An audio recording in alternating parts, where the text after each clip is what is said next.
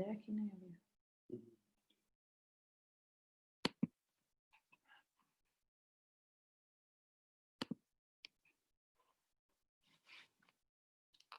afternoon. We are meeting today once again, this time in partnership with Jobs Plus, where we are going to talk and get into some detail about the training and employment schemes that they have available. As we know, this has become more relevant now in times of COVID.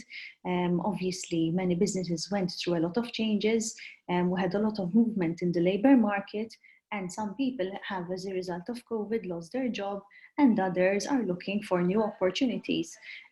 Some businesses have had to let some employees go, and others are looking to recruit. And therefore, we have teamed up with Jobs Plus so that we can analyze what are the schemes that they have available. We have a number of speakers today with us that will be giving us detailed information. We are currently live on Facebook. Please use the chat tab at the very bottom of the screen so that you can send in any questions that you have, and before you type in your question, if you can mark all panelists and attendees so that everyone can see your question, and that is the main point, the main area that we will be looking for questions. And very good. Okay, I am going to let in our first speaker.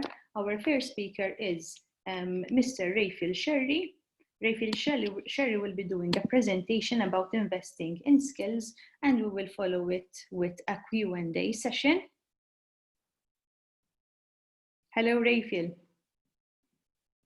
We need you to unmute your microphone. Okay. We hear you. Yes. Yeah, thank you very much. Thanks, Ms. Mamo, for providing us and giving us this opportunity to share the information on our employment and training schemes with our clients. As you rightly said, I will be presenting the presentation on the investing in skills and also on the A2E, the access to employment. And then my colleagues, Martin and Christian, will be able also to answer any questions, even online, whilst I will do the presentation through the chat facility. So I will share the screen, and please feel free to ask any questions. We can even share the presentation after this webinar as well.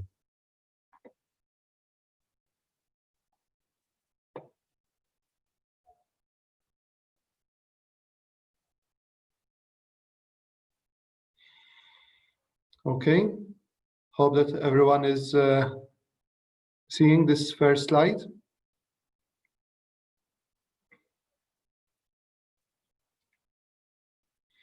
So thanks once again. I will start with this with the presentation to introduce the investing in skills scheme, which was launched way back in 2017. But recently, during this COVID period, we introduced a number of changes. However, would like to share such changes with you in order to make you aware and also to encourage you to submit further applications. Since the launch of the scheme, thousands of trainees were trained, and hundreds of employers were provided with financial assistance through the Investing in Scheme Aid scheme. This is financed through the European Social Fund. So we have a budget of around approximately €5 million, but even though this was launched in 2017, we still have some budget left.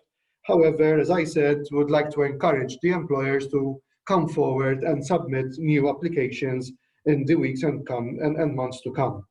Should funds still be available, the last date of submission of the applications is the 9th of June 2023. So we still have 3 years down the line in order to submit new applications. And training must be completed by the 30th of June 2023. So today is the 30th of June of 2020. So we still have 3 years to train your employees who are already working within your workforce. As I said, recently a number of changes were introduced. In fact, on the 6th of May 2020, we launched the Call 2 of the Investing in Skills. So even employers who already participated since 2017 I would like to encourage them to come forward and send us any requirements or requests in order to explain to them the new changes, because it could be that the new changes may apply and however they may receive additional funding for new training which will be delivered in the weeks and months to come. So as I said, on the 29th of March 2017, Jobs Plus launched the Investing in scheme to encourage employers to train their staff in order to enhance their skills and capabilities. Since then, hundreds of employers and thousands of trainees participated in this ESF project. And today we would like to announce the additional changes that were lately introduced following the necessary approval of the Managing Authority and the European Commission. So the first modification or the first change which came into place in the last weeks is about the increase in the training cost allowance. So in order to simplify the payment process and based also on past experience, a standard scale of unit cost was introduced. So rather than requesting copy of invoices and quotations, each and every employer is reimbursed a flat rate of €25.70 per trainee per hour. So such rate was established following a study performed by Jobs Plus and NCFHE, and as I said, it will be paid to the beneficiary, in our case the employer, for each trainee for a maximum of 15 trainees in that particular training program. It should be noted, but that this capping of 15 trainees is not applicable for travel costs. It could be that the training will be held abroad and we can even finance such costs. So training can be held both locally and even abroad. But travel costs, which is pegged also using the Erasmus Plus commission rates, can even go beyond the maximum number of 15 trainees. So for example, if I am an employer and I would like to train 20 employees by sending my staff, my workforce to, for example, to UK, we can cover the cost of the full 20, the travel cost of the full 20 trainees, but then with regards to training costs, we have the maximum of 15 trainees per training program. In case, with regards to hours, the maximum is 25 hours per trainee for non-accredited training, but if the training is accredited by NCFHE or by other self-regulatory bodies like ITS, University of Malta, MCAS, the capping of €25 will not be applied. So in that case, we can even exceed the 25 hours capping. So in order to re-explain this, so we are providing a flat rate of €25.70 per employee per hour for a maximum of 15 trainees for a maximum of 25 hours, but the 25 can be exceeded if the course is accredited by a national institution, by a self-accredited body or NCFHE. So this is one of the initial changes which we lately introduced, that the €25 was increased in order to take into consideration the inflation. A second modification which we recently introduced is about the increase in the wage costs. So additional to the €25.70, which is the trainees' cost, the training cost, we are also providing to the employers the trainees' personal costs. So for each and every employee who is participating in training, if the training is being held during office hours, the employer will be also receiving an additional amount of €5.15 per hour per trainee for the hours during which the trainee is participating in training. So as I said, this €5.15 will be paid for each trainee per hour for external training that occurs during the normal working hours. No more than 8 hours per day to a maximum of 40 hours a week can be covered. So we also have this capping of 8 hours per day to a maximum of 40 hours a week. So if I am an employee and then participating in a full week training, 40 hours, the employer can get €5.15 for the full 40 hours if such training is being held during the normal, let's say, working hours of that particular trainee employee. So this modification introduced an increase in the hourly rate, and now it is €5.15 back to the national minimum wage for each trainee who is or who will be participating in training. The third modification, which was introduced recently, last May, is about the wage cost, which I was talking about, but now it is also being offered to online training.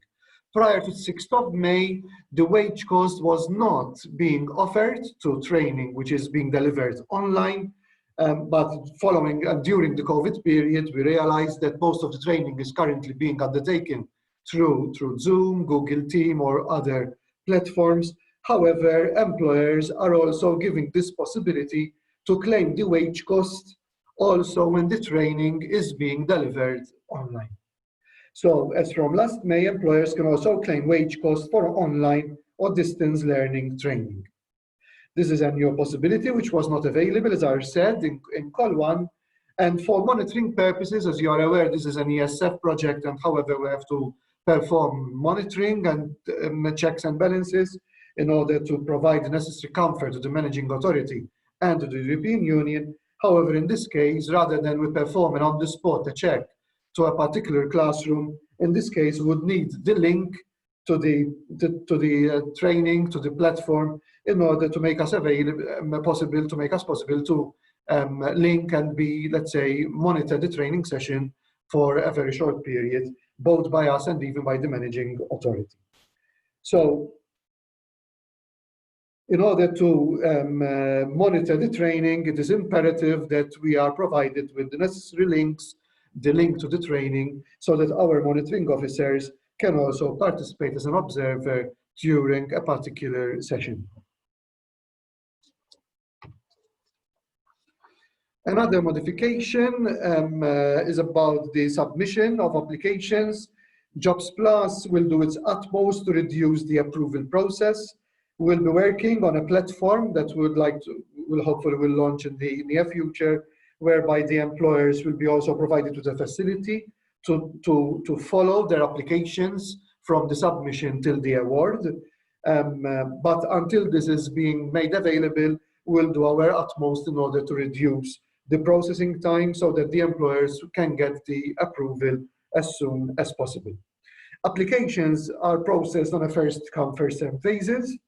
And recently, following this modification, this fourth modification, we reduced the recommended submission time from 21 days to 7 calendar days. Even though we preferably would like to encourage our employers to submit the applications at least 21 calendar days, but this is not obligatory, so it is imperative that applications are submitted at least 7 calendar days before the start of the training. So the 21 calendar days, which used to be obligatory, now it is reduced to 7 calendar days. Even though, as I said, we recommend that employers are encouraged to submit the applications as soon as possible. Applications submitted in less than 7 calendar days, unfortunately, will have to be rejected. So the 21 calendar days is now reduced to 7. In line with Article 65(6) of the Common Provisions Regulation, any training which has already started or has been completed at the time of application, unfortunately, cannot be supported. So it is imperative that if you are planning any training, you submit the Investing in Skills application before the training is initiated. If the training starts after the submission of the application, that is, after the acknowledgement, that particular training will be considered as eligible, and if the application will be approved, then obviously the employer will then get the necessary reimbursement refund.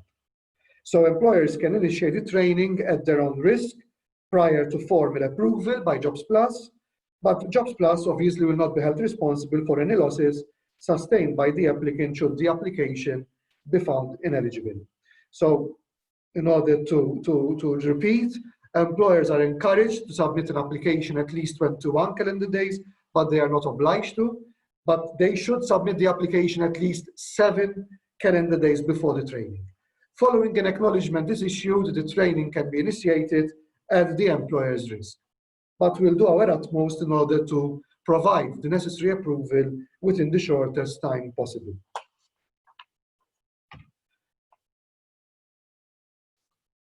So this is linked to the distance learning training. So as I said, it is imperative that as part of the application pack, in the training schedule template, we are provided with the link. If it will not be available or available at the time of application, then the employer will be obliged to submit the link before the training is initiated.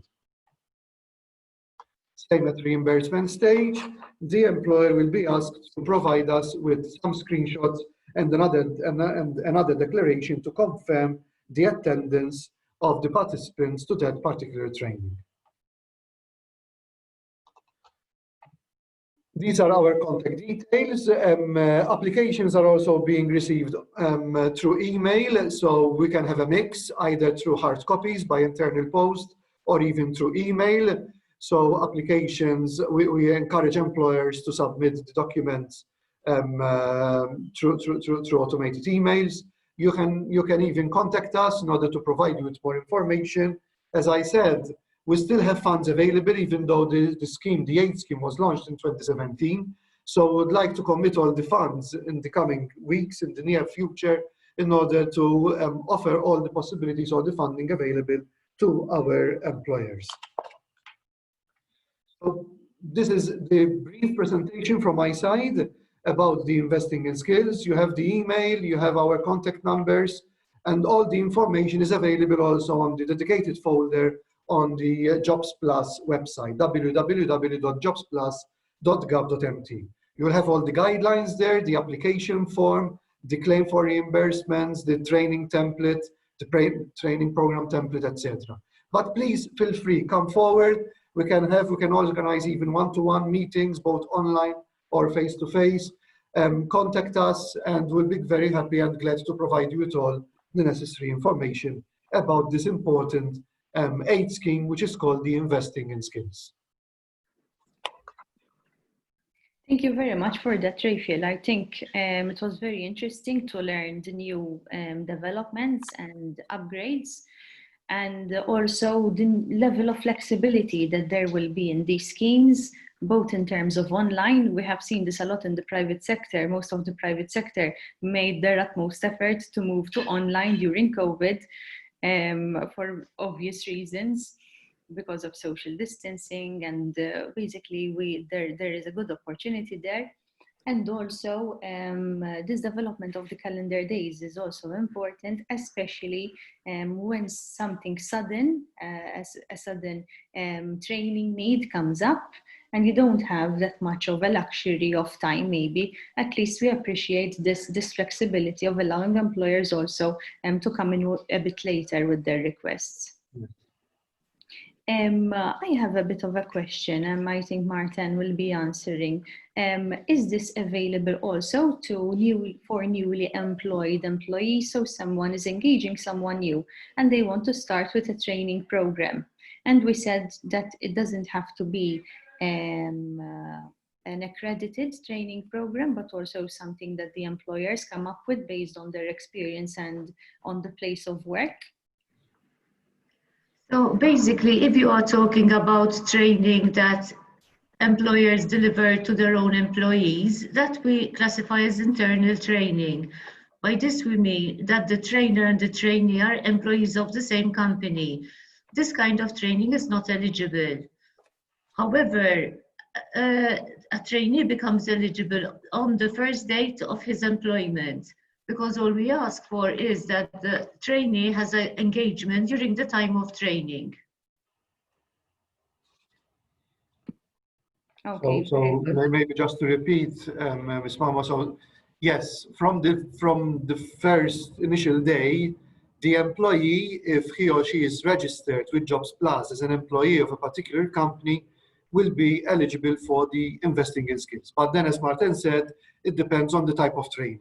But with regards to the employee eligibility, even though the individual is still on his or her first working day, or maybe during the probation period, the employee is still eligible and will be considered for the investing in skills training allowance. Okay, very good. I think that's very clear. And I think that now we can move to A to E. That's the way it is commonly referred to, which is the access to employment. Yes, thank you very much. As Rachel said, we will be sending the presentations as a follow-up email to anyone who has attended or anyone who is following us live on Facebook. And just 1 second, Rachel, before we start with the A to E, we have a question here. If we represent a foreign brand, would training provided by the brand overseas be covered?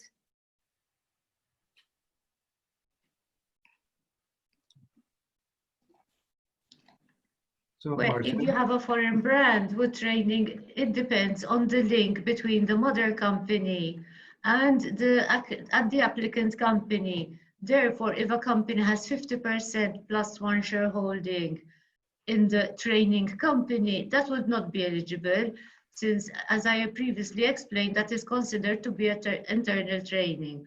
However, if one has the franchise and there's no connection, that would be eligible. Very good. And we have another question. Can a training institution submit its course in advance for the investing in skills approval so that employers will be aware that the course/training will be eligible for funding? Certainly, we get many requests of the sort, and we will give a reply and we'll tell the training institution, yes, it is eligible for funding or not. In fact, all they have to do is preferably fill in the training program template and send it even on our generic address that was shown before, iis.jobsplus@gov.mt. Okay, so they will find a training template online? Correct. On the IIS webpage. It's a simple PDF, they fill it in. We ask for this because we have this template because it has all the information we need. And they give us a detailed training program with the amount of hours and the basic information, and we can run it through our evaluation committee. Okay, very good, very useful to know. Okay, shall we move to the A to E then? Thank you very much. In fact, in order to reply to your question, we had even participants who were recruited through the A2E and then eventually trained through the investing in skills. So employers were given the possibility to get wage subsidy through the A2E when they recruited a disadvantaged person, but at the same time, then the employee was trained through the investing in skills. So we already had a number of employers who benefited from both aid schemes. And we encourage also employers to continue to submit applications in the weeks to come. So now I will present the Access to Employment, which is also an ESF project, an European Social Fund aid scheme, financed through the programming periods OP2 program, Operation Program 2, 2014-2020. And this aid scheme provides employment aid to enterprises in Malta and Gozo to promote the recruitment of the more challenged amongst job seekers. I have to be clear from the very beginning, this particular aid scheme, it's not only for persons with disability. Unfortunately, since in our documentation and also in the General Block Exemption Regulation, there is this reference to disadvantaged persons, but there is quite a list of disadvantaged persons who can benefit or who can be eligible for this particular aid scheme, including persons with disability, obviously. But the A2E, it's there to provide financial assistance to employers when they recruit challenged job seekers. It could be over 50s, it could be long-term unemployed, it could be single parents, and it could be also registered disabled persons, but I will give you the list of target groups in my subsequent slides. So the Access to Employment provides wage subsidy to enterprises. Once again, in order to simplify the reimbursement process, we also introduced a flat rate, which I will be giving you later on. We still have budget available, even though this scheme was launched way back in 2015. So we have almost an additional €5 million available. So since last April, we contracted, and most of it was also disbursed, around 8.4 million. So these are already contracted and some of it also disbursed. So the employers already received the funding, but we still have around 5 million euro available in order to finance and subsidize wage costs in the months to come. So as I said, the scheme was launched on the 1st of June 2015, 5 years ago, and it should close in April 2022.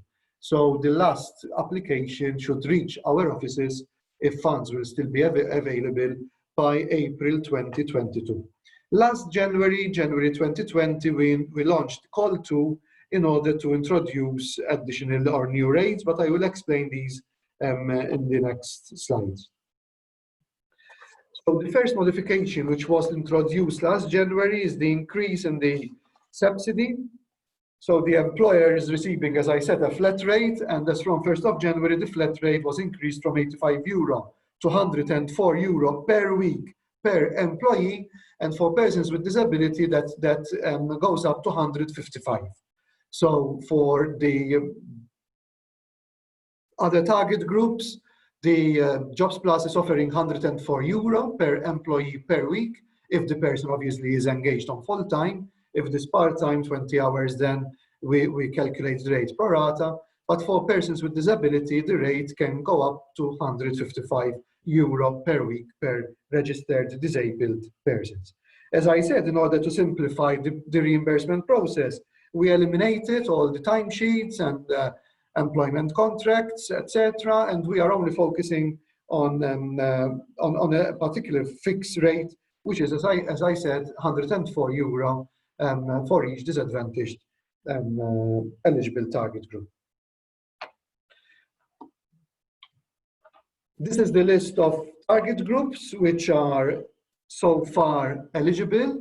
We are working with the managing authority in order to introduce new target groups. We already received positive signals from the European Commission, and we'll hope that by the next 4 weeks we can then reach you through the Chamber of SMEs by notifying you that there are new additional target groups, including youth. Youth so far are not eligible, so all the target groups have to be over 24, with the exception of registered disabled persons and single adults. But for the others, so far are also only over any person of the age of 24 and over is eligible. But as I said, we are discussing this with the managing authority, and last week we received positive signals from the MA, and youth may also be eligible for A2E. So persons between 16 to 24 years will also be eligible on condition that they first and foremost participate in other Jobs Plus initiatives like traineeships, work exposure schemes, and then they will continue, or they will then will be engaged with that employer through the A2E. So the same employer who will be participating or receiving assistance through the work trial scheme or the traineeship will then be able to engage the same individual, if the individual is a youth, that is between 16 to 24, through the A2E. But this is not yet included in the A2E. As I said, we are still discussing it, but we'll let you know once this is introduced in the coming weeks. So the target groups which we have so far are any person of age 24 and over who has been unemployed for the previous 6 months. Any person of age 24 and over has been unemployed for the previous 12 months and who has participated in traineeship with the same undertaking, with the same employer. Any person who is living as a single adult who has one or more dependents. Any person of age 24 and over who has not attained an upper secondary education or vocational qualification is Cat 3 level. Any person older than 50 who does not have a job. Any person who has not been employed, inactive for the previous 12 months, not necessarily registering for work with Jobs Plus, so just an unemployed or inactive. And a person of age 24 and over who has been unemployed, inactive for the previous 24 months. And obviously then, the last but not least, any person who is a registered disabled person. So as you can see, we have quite a long list of eligible target groups, but as I said, we'll be introducing new target groups in the coming 4 weeks. So we'll hope that by August, we'll let you know and we'll reach you by sending you additional information about the new target groups which will be introduced to the A2E. But my focus here is that the A2E is not only for registered disabled persons. As I said, there is quite a long list of disadvantaged persons. So please come forward before you recruit the person, and we can even double check with you whether, according to with our databases, whether the individual is eligible for A2E or not. It is imperative that you submit the clarification before the individual is recruited. Once an individual is already recruited and registered with Jobs Plus through an engagement form, then the individual will not be considered as eligible. So if you would like to clarify, send us a request, we will clarify, and then we'll let you know, submit an application, and you can even then recruit the individual after the submission of application and before receiving the actual endorsement by Jobs Plus. But it is imperative that the application is submitted before the submission of an engagement form. But you can have also an additional step before, if you'd like to check with us whether the individual is eligible for funding or not. So the subsidy period can also vary. We have multiple subsidy periods for the different target groups, and you can even claim the subsidy period after 13 weeks. This was also recently modified. So it used to be 26 weeks, but we can facilitate, we can reimburse the employer after 13 weeks. So it's from last month in May, employers were also all informed, those who are already participating in the A2E, that they can submit a claim for reimbursement after 13 weeks. They are not obliged to, but they have also this possibility. But then employers are obliged to submit a claim for reimbursement every 26 weeks. The duration of assistance can vary depending on the target group. So far we have 26 weeks, that is 6 months, 52 weeks, 1 year, 104 weeks, 2 years, and even 3 years for persons with disability. We are also revising these, so we'll let you know once the managing authority approves the duration, the difference in the duration of assistance. So it could be that the 26 weeks will be increased to 52 weeks, and even the persons with disability can also be eligible for additional weeks, not only 156, which is 3 weeks, which is 3 years, which is already quite substantial. But we are discussing with the managing authority the possibility to provide additional subsidy even beyond the 3 years period. So we have a flat rate, for example, €104 for a single adult, or for a person over 50 years, 104 multiplied by 52 weeks. It depends on the target group. So the reimbursement is very simple. You have to submit a claim, as I said, every 13 weeks or 26 weeks, and then we'll calculate, we'll confirm the amount, and you'll receive the subsidy in your bank account through the payments unit within the Ministry for Foreign and European Affairs. The procedure for application, once again, as I said, for the investing in skills, employers can submit also applications through email. We don't have an online application so far, but we can accept also applications through email, scanned applications, signed and sent through email, or else they can also be submitted by internal post. So you have our generic email, a2e.jobsplus@gov.mt, and employers are encouraged to just download the information or the application form from the website, from the A2E webpage, and then fill in the details and submit it to Jobs Plus, and we'll issue the acknowledgement. And once an acknowledgement is issued, the individual, the employee, can be immediately be recruited. And then eventually we'll submit the approval once the evaluation committee evaluates and assess the necessary application. So we have also, once again, our contact details. Project leader is Ms. Christiane Hollier. You can send her emails in order to obtain additional information. You can even call us on our fixed generic phone, or also then download the information from the Jobs Plus A2E webpage. My emphasis here is that please come forward before you recruit. The list of disadvantaged workers, it's quite varied, so let's double check. All employers are eligible to submit an application, so there are no restrictions there. We still have almost 5 million left. Come forward and we subsidize your part of your wage cost. So these funds are there in order to assist our employers in their wage cost fees. So let's make sure that we fully utilize all the European funding available in the coming weeks in the near future. Thank you very much, Raphael. Christian is in fact there. She is the contact person in case anyone needs more details or to follow up. I had a couple of questions in terms of wages. Does Jobs Plus go into any detail with the employer, what kind of wages the employees will be asked, it will be paid, or that is something separate and between the employer and the employee? No, that's something separate between the employer and employee. The only thing that we check is that the employer is at least paying the national minimum wage to the employee. That's the only check that Jobs Plus is currently doing, because we are adopting the standard scale for unit cost, which is a flat rate of 104 or 155 euros.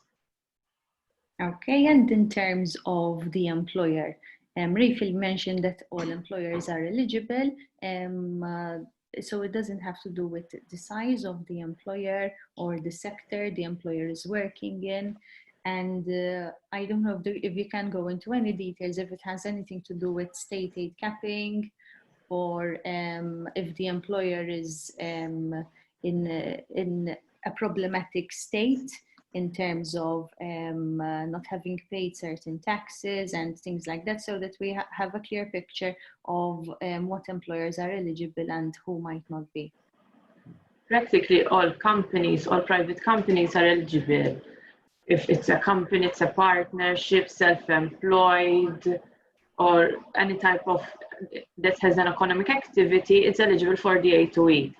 NGOs are also eligible for the A2E and social partners. Yes, we conduct checks on the companies.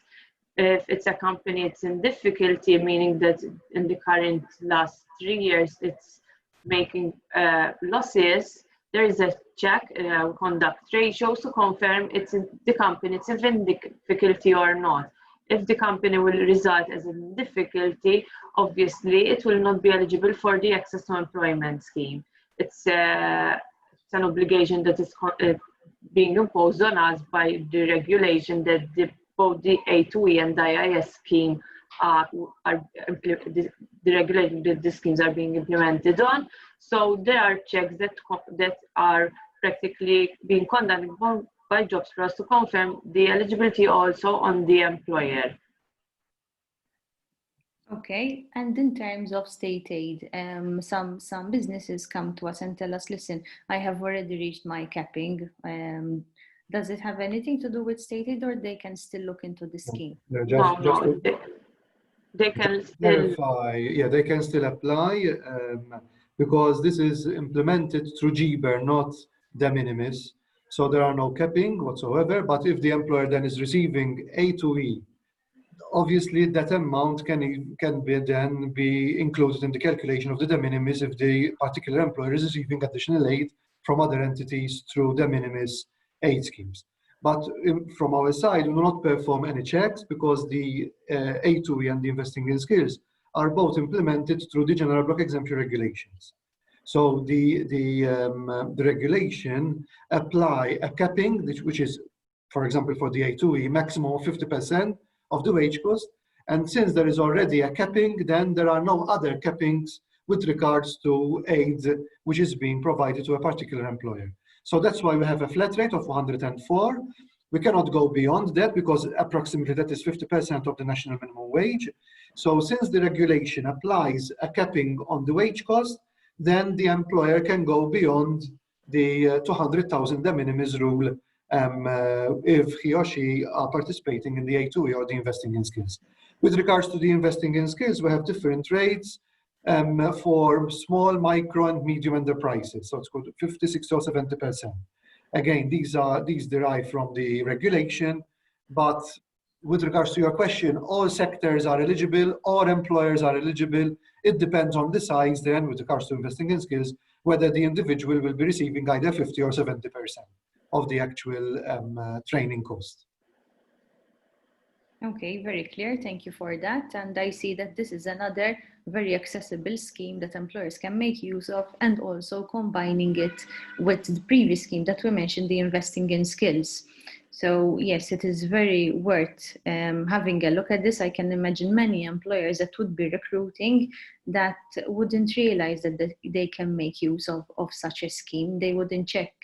And it's also very good that you mentioned that you are also looking into the possibilities of widening the target groups of people that can fall within the area of eligibility under the scheme. Obviously, COVID has given us reason to see things a bit in a more wider perspective, since, as we said, the labor market and our economy has changed quite drastically. Okay, very good. Thank you very much, Christian. Thank you very much, Rachel. And I do hope that employers will make use of these very good schemes and initiatives. We will continue making our members aware of these. And now we can move on to Marvin Camilleri. I'm going to introduce Marvin here. There he is. Hello, good afternoon. Hello, Marvin. You will be talking to us about the Jobs Plus website and how to have an account and how to manage this account. Exactly. Good afternoon to all our viewers and good afternoon to you, Abigail. So I don't know whether you are viewing my presentation right now or not yet. So, no, we are not yet. Yes, I think yes, it's working. So basically, I'm Marvin Camilleri. I'm a senior executive within the Employer Relations Unit at Jobs Plus. We are a small team of 5, and as the name implies, we deal directly with you employers, be it self-employed or an international company operating here in Malta. Basically, our main aim is to target employers and to assist them in the recruitment issues that they might encounter from time to time through our services and schemes, such as the A2E and investing in skills, which were explained by my colleagues. Apart from that, 4 years ago, we through our rebranding, we launched our new website, which is www.jobsplus.gov.mt, which basically, apart from giving the normal information, the usual information on our services, we are also, the website serves also other functions useful for you employers, of which one of which is the submissions of employment forms. We knew that employment forms, engagement and termination forms are a headache for employers, and the website was designed to facilitate the process of submissions by you employers. And basically, I will explain the process on how one can register on our website and submit these forms. Basically, the website is designed to serve both for job seekers and also for employers. Hence, one can link with their profile one or more companies and manage it online.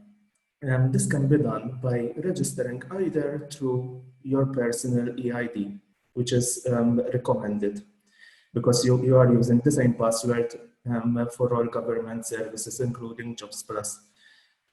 Or the other alternative is that one may sign up by input their personal details, which basically include personal details such as personal information such as date of birth, personal email address, telephone, mobile on which one can be contacted, and address, which has to be the same as the one on the ID card. Because once this form is submitted online, You will be asked to confirm your account and upload your ID card online so that it will be verified from our end. Then one can use the website, as I explained, to basically link an employer with your personal account. This screen shows the job seeker view, which one may even download their personal employment history. Then one can change to employer view and look up for any company that you would like to manage online by clicking on search to access company. Write down the company name or part of it, and once you find the company you would like to manage, you may request to manage. Now, the website offers the opportunity that more than one person may manage the same company from different accounts. So basically, the first person who is going to register it online, to request to manage the company online, may tick join as super administrator over here. This will give the opportunity to the main administrator to give access to other administrators to make use of the website. Now, we highly recommend that the super administrator or the main administrator is someone within the company rather than an external, for example, an external accountant. It is much more transparent to be one of the company employees of the company or the owner itself. Then the request is received by at Jobs Plus from our section, and we ask for a delegation of authority in case the request is not sent by the owner or the director of the company listed with the MBR. So to be more transparent, we check either with the MBR or with our records to check if the person sending the request is one of the owners. If not, we request this delegation of authority signed by the owner or the director.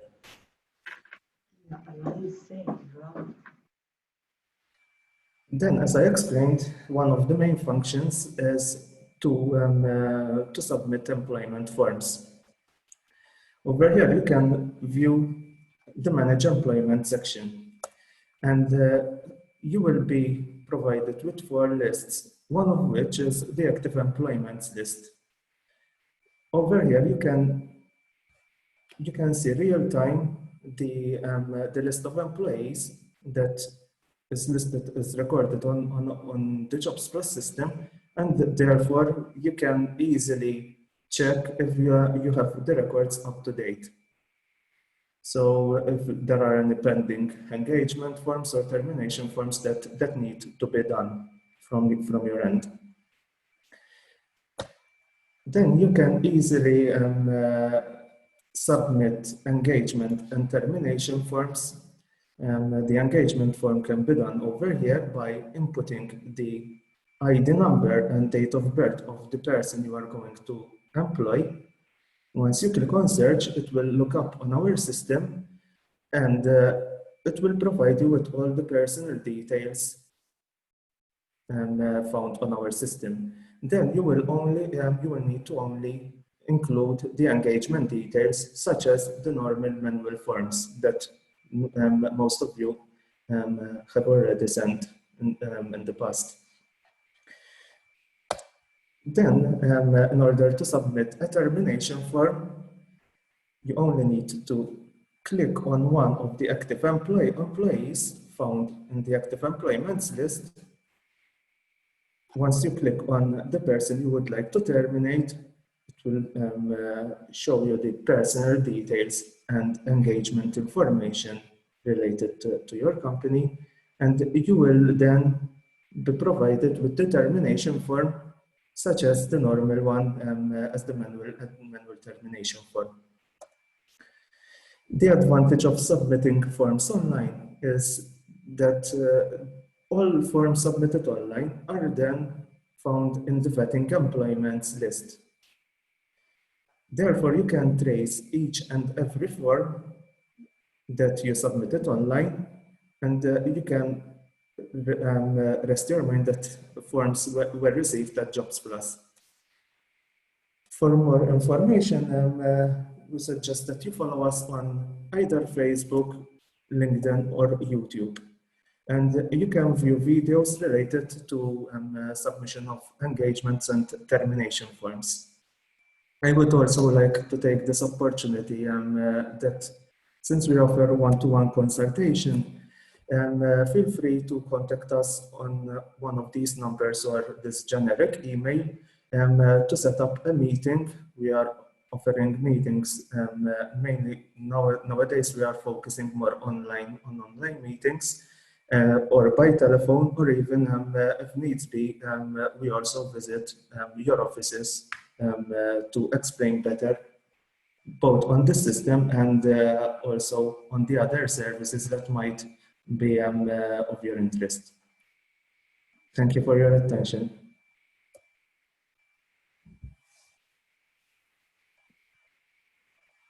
Thank you for that, Marvin. It is very important that all employers manage their account and they make sure that they have the right details linked to their business. Who are the employees employed with them? Some people that were engaged in the past are no longer visible on their account. We have seen the importance of this very much recently in times of COVID, because many employees have applied to get a wage subsidy for COVID, and who did not have their details, their employee details up to date, has suffered a bit of delays until they got everything in order. In fact, we received a number of queries lately, as you mentioned, with regards to the wage supplements, because the records were not up to date. And we urge employers, even those employers who rely on their accountant, on their external accountant especially. As I mentioned, the website offers the facility to for more than one person to have access for the same company. So even if your accountant has access for your company, feel free to register and link with the same company to check that your records are constantly updated from time to time. We have many employers that are very hands-on and they like to manage their own things, and I'm sure they will appreciate the opportunity of being able to do this from the comfort of their office or their home, and keep having their mind at rest that all their details are up to date. But obviously it's also very easy for those that maybe are not used to this kind of system. We do it ourselves, and we have our own account as a Chamber of SMEs, and we make sure that we change the details of as is necessary. So it is very easy, very accessible, and as you said, more than one person can manage the account, so that makes it very, very accessible and very easy. Exactly. Thank you very much for this, Marvin. I am not seeing any questions, so I think that was very clear. Thank you everyone for being with us. It is very important to make sure that you see what is available in terms of schemes when you are going to recruit or you are going to train. In times of COVID, we have seen that certain business related to the business maybe has calmed down a bit or has slowed down, and this gives you more time to go into training and see how to use this time better, and also give something back to your employees during this time, because every training does not just benefit the employer, it also benefits the employees. I would also like to remind you that you can also register with us on our WhatsApp alert system. The number is 4 9s, so 9999 5199, and in that way you can get WhatsApp alerts from us, which are not very frequent, don't worry, but we will just alert you about the most important things that are going on that you should know in relation to your business. Thank you very much to all the speakers from Jobs Plus, and thank you for your availability and openness to always help us and employers. Thank you very much.